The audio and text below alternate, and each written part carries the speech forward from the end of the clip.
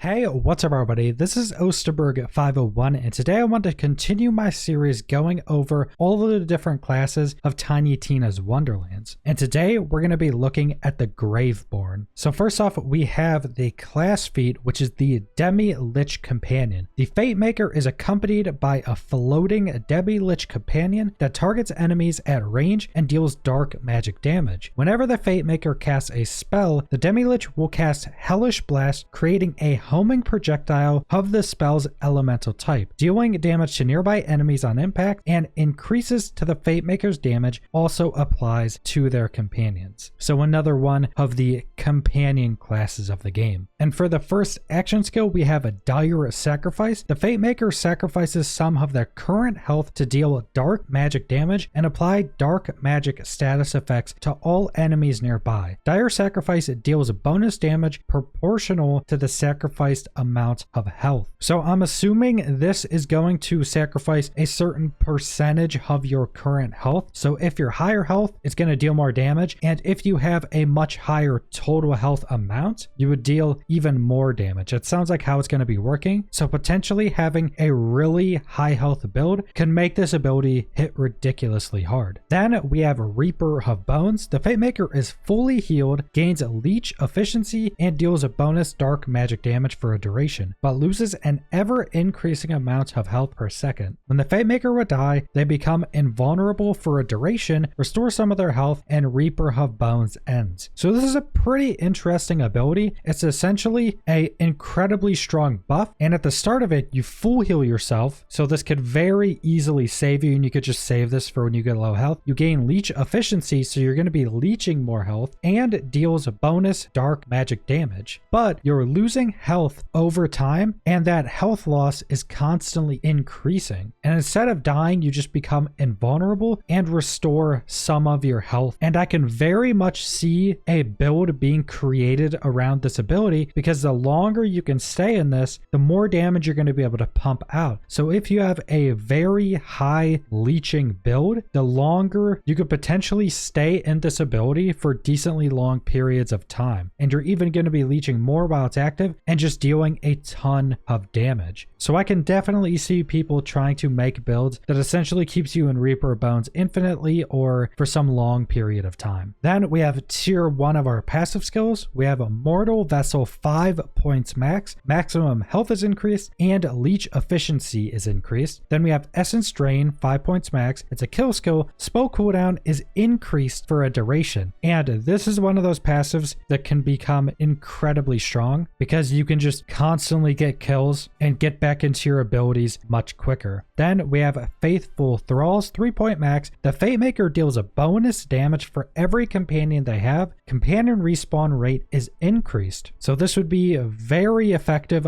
for a companion build. So mixing this class with another class that has a companion, and then your companion respawns are also increased. So they come back quicker when dying. Next up, we have our tier 2 passives. Sanguine Sacrament 3 points max. Whenever the Fate Maker casts a spell, they regenerate health over a brief duration. So this synergizes really well with a very low cooldown spell build, because every time you cast one, you're getting a heal over time that could increase your survivability pretty massively. Then we have Dark Pact 5 points max. Dark magic is increased, just a basic damage increase. Then we have Harvest 3 points max, another kill skill. Companions deal dark magic damage for a duration. This effect can stack. So this seems like it'd be pretty strong and be a go-to for companion based builds, because you just kill an enemy and now your companions are dealing more damage, and this stacks. Now I'm wondering if this is just some capped stack, like it can stack 3 times and it refreshes for every kill, so you could potentially keep this up all the time, or if this is one of the stacking effects that has a really high stack count or can infinitely stack, but the new stacks don't refresh the duration. And if it's potentially the second one, that one has some possibilities to be pretty ridiculous. Then for tier 3, we have a Dread United Covenant, 1 point max. A portion of the damage taken by the Fate Maker is redirected to the Demi Lich. When the Fate Maker reaches 1 health, they immediately restore health, sacrificing the Demi Lich. This skill has a long cooldown. So this is definitely something a lot of solo players will want to take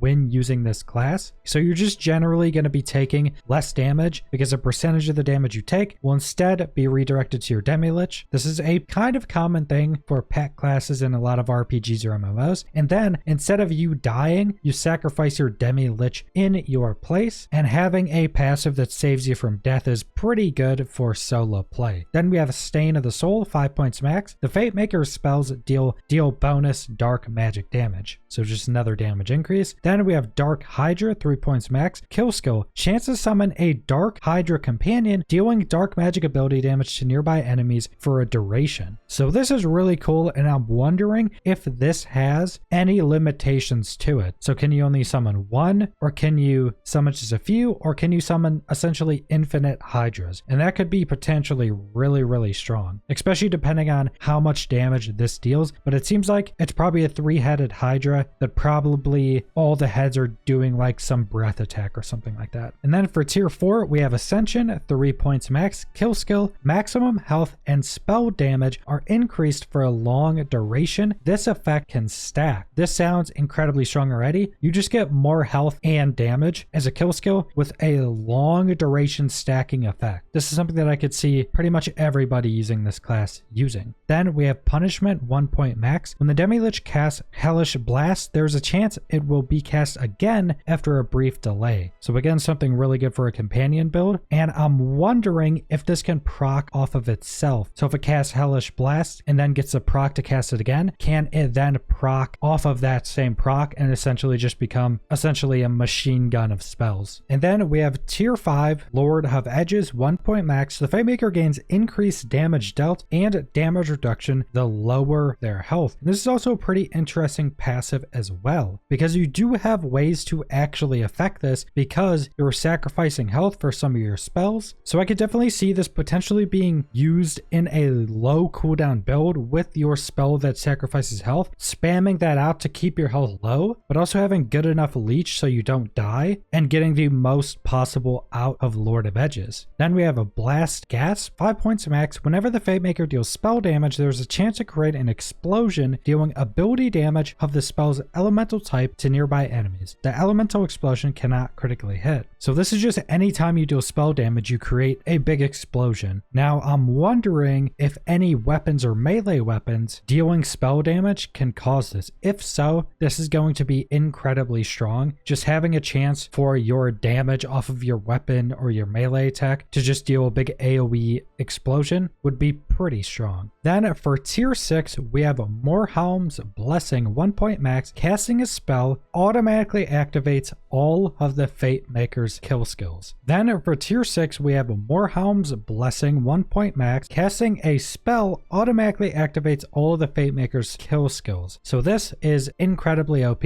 This is basically Zane. I already know this is guaranteed going to create builds, and this is going to be incredibly strong. And just getting the lowest cooldown you can on a spell and just spamming it, getting every kill skill you possibly can, is probably going to be a build in itself and be a pretty simple way to make builds. But the fun part is going to be figuring out what crazy interactions you can do mixed in with this. This is definitely something I'm going to look forward to making some ridiculous builds with. But that's pretty much all I want to go over for the Graveborn. This is definitely one of the classes in the running for me right now to be my main starting class. I think it has a lot of really cool possibilities for builds as well. So subscribe if you want to see more Wonderlands or other videos. Leave a like if you liked the video. Leave a comment down below what you guys think about the Graveborn, and thanks for watching.